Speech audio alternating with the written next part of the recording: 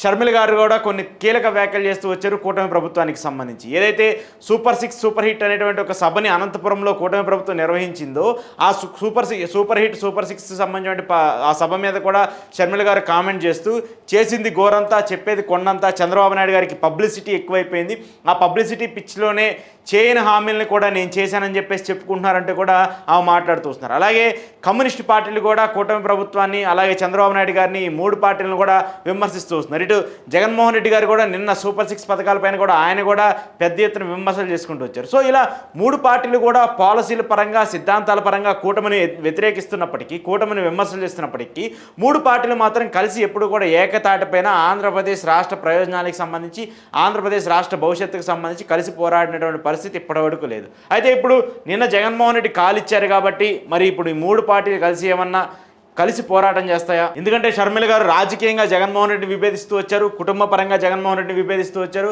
గత ఎన్నికల్లో ఒక విధంగా వైసీపీని దెబ్బ కొట్టడానికి, కూటమి గెలవడానికి కూడా ఆమె ఒక కీ రోల్ ప్లే చేస్తూ వచ్చారు. కాంగ్రెస్ పార్టీకి ఎన్ని సీట్లు వచ్చాయి, ఎన్ని ఓట్లు వచ్చాయి, అసలు ఓట్ పర్సంటేజ్ ఎంత వచ్చింది, ఆమె కడపలో పోటీ చేసినటువంటి ఎంపీ కాగానే ఆమె ఓడిపోయినటువంటి పరిస్థితులు అన్నీ ఉన్నప్పటికీ కూడా ఇక్కడ షర్మిల గారికి సంబంధించి జగన్మోహన్ రెడ్డి గారు పిలిచారు కాబట్టి ఆమె వస్తారా,